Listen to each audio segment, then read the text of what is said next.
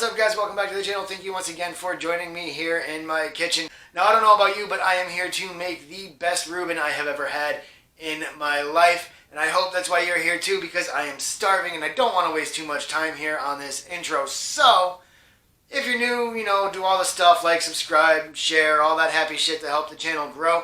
And now let's get into making this sandwich because I am starving. Alright, guys. So, the most important thing for this, obviously, is the corned beef. And I know some people have an issue when it comes to cutting meat. So, just a little crash course here.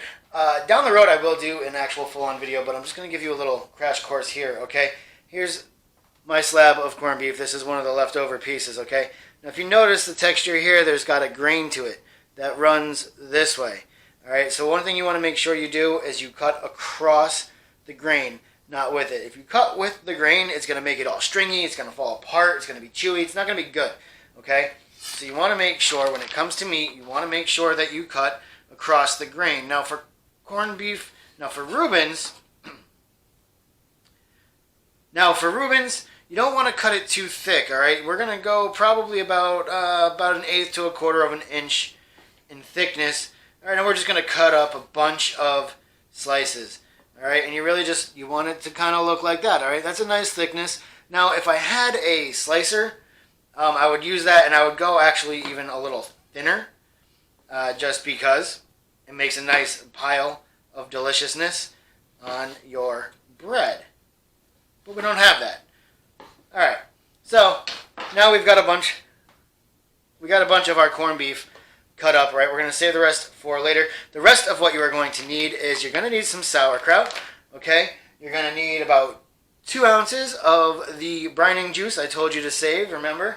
And if you don't know what I'm talking about, you should have watched my last video all the way to the end, because sometimes I put little special stuff in there, and this time around it was a little tip about saving this juice, and you're going to see why when we get to making this sandwich. You are also going to need a couple slices of rye bread. You're going to want some softened butter, which I have in the container off over here. You are also going to need a bottle of Thousand Island dressing, brand of your choice, and some thin sliced Swiss cheese, also brand of your choice. And of course you can't forget your saute pan, which you're going to need on and hot. So while the pan is over there getting hot, we are going to take our rye bread and we're going to butter one side of 2 slices. So you're going to take 2 different slices and you're going to butter it. And don't be afraid to be generous with the butter. You want a lot of butter on here, okay? Now you're just going to take it and you're going to put the not butter side down. You can put it on a plate. I've got my cutting board right here that I'm just going to lay it on for right now. And I'm just going to let that rest there while this pan gets nice and hot. Alright guys, so the pan is nice and hot now. We got some tongs out, which we almost forgot about earlier. And now we're going to take that corned beef that we sliced up. We're going to throw it in the pan here. Alright. We're going to take some of this sauerkraut. We're going to throw that in the pan here. Okay, so we got some moisture in there with it.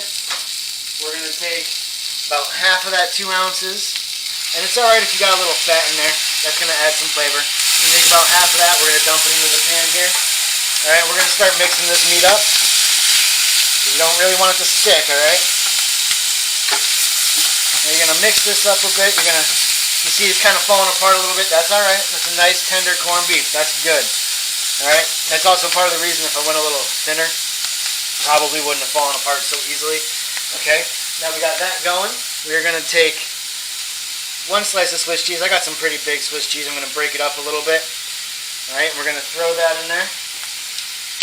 And we're going to let that melt down with this corned beef. Now you're going to take your Thousand Island dressing and you're going to go ahead and you're just going to put about, we'll say about 2 teaspoons or so. Maybe, yeah, about 2 teaspoons.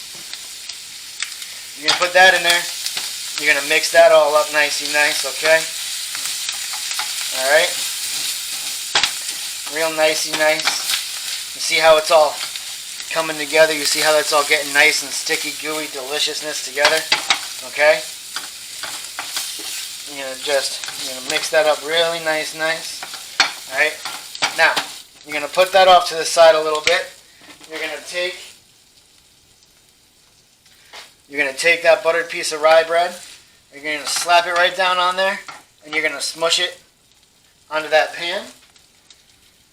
You're going to take some Warrior Thousand Island dressing, and use as much as you want, whatever your discretion is. I'm going to put a nice little strip right across there.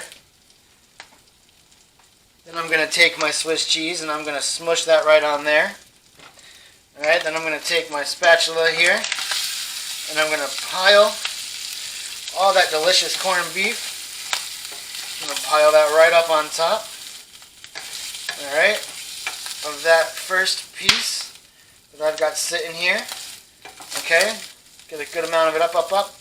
Now trust me, this is going to make your pan a living hell. You're going to hate cleaning it, but it's going to be well worth it. Now you're going to put your other slice in there, butter side down of course, and we're going to do the same thing with the dressing.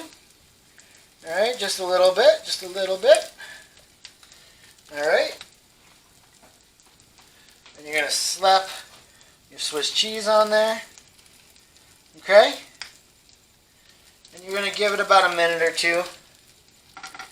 Now we're going to take this cheese, this side of the bread, and we're going to just smush it right onto the top there.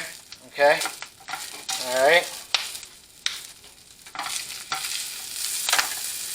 And you're going to just push that bread right down in there. You're going to let that cook for a minute. Alright guys, and we're just going to let that cook until it gets a nice golden brown on either side. Probably about 3 minutes or so on either side.